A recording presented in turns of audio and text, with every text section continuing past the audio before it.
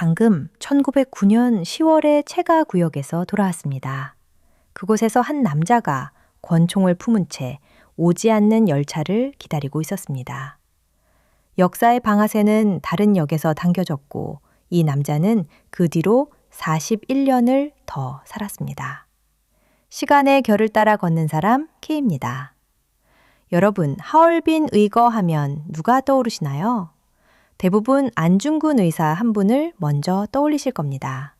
그런데 그날 하얼빈의 권총은 한 자루가 아니었습니다.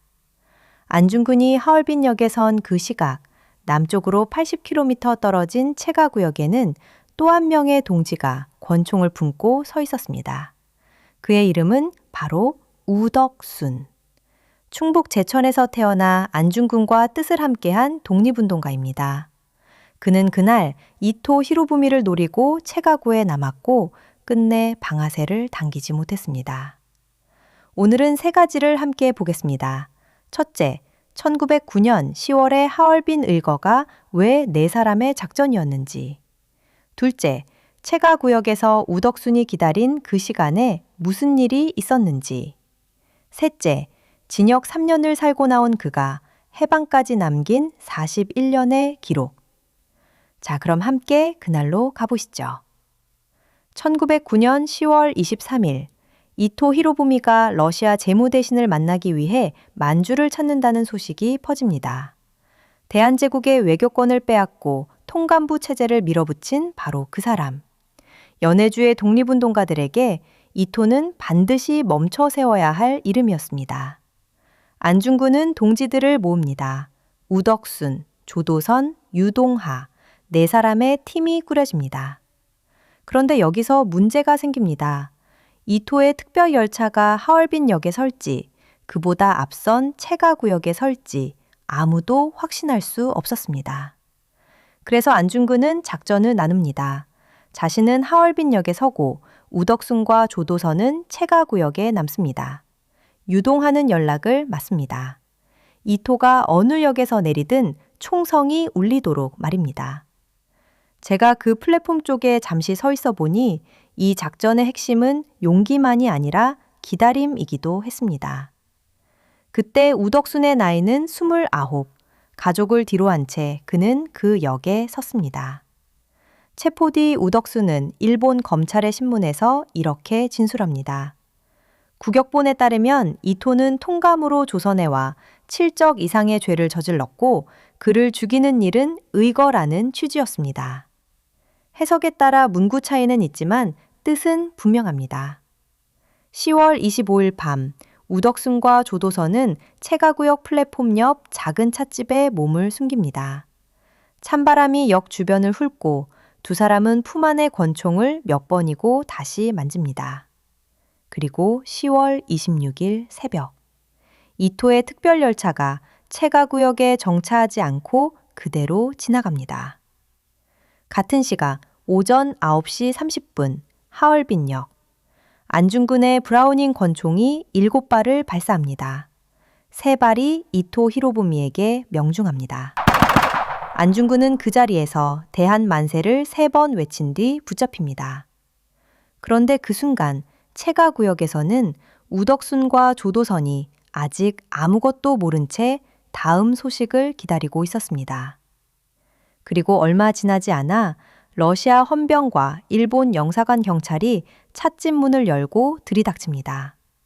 하얼빈에서 총성이 울렸다는 소식이 그제야 체가구에 닿은 겁니다. 두 사람의 권총은 품 안에서 그대로 압수됩니다. 한 번도 방아쇠니를 당기지 못한 채로. 1910년 2월 14일 일본 관동 도독부 법원에서 최종 판결이 내려집니다. 안중근 사형, 우덕순 징역 3년, 조도선과 유동하 징역 1년 6개월, 그리고 한 달 뒤 류순 감옥. 안중근 의사는 31살의 나이로 형장에 섭니다. 어머니 조마리아 여사가 지은 수의를 입고 조용히 세상을 떠납니다. 우덕수는 같은 감옥의 다른 감방에서 그 소식을 전해 듣습니다. 그날 그의 심정이 어땠는지 기록은 남아있지 않습니다. 다만 그 침묵의 무게만은 지금도 길게 남습니다. 1912년 우덕순이 리순 감옥에서 걸어 나옵니다. 그때 그의 나이 32. 하얼빈의 총성이 멈춘 뒤에도 그의 시간은 끝나지 않았습니다. 추록 뒤에도 그는 곧바로 삶을 접지 않습니다. 다시 만주와 연해주 쪽으로 발길을 돌립니다. 기록이 비교적 또렷한 1920년대 그는 북만주 일대에서 독립운동 자금을 대고 사람들을 잇는 쪽에 서 있었습니다. 다만 1930년대 이후의 기록은 성깁니다. 그래서 더 크게 말하기보다 남아있는 자취만 따라가야 합니다. 분명한 것은 그의 이름이 안중근만큼 오래 불리지 못했다는 사실입니다. 그리고 1945년 8월 15일 우덕수는 마침내 해방을 맞습니다. 그의 나이 65. 하얼빈에서 36번의 겨울을 지나온 뒤였습니다. 1950년 9월 26일 우덕수는 서울에서 조용히 생을 마칩니다. 해방을 맞은 지 5년 뒤 하얼빈 의거로부터 41년이 흐른 뒤였습니다. 제가 그 긴 시간을 따라가며 계속 붙들리던 장면은 총성이 아니라 기다림이었습니다. 쏘아 올린 한 발보다 끝내 쏘지 못한 채 살아남아 견딘 시간이 더 길었기 때문입니다.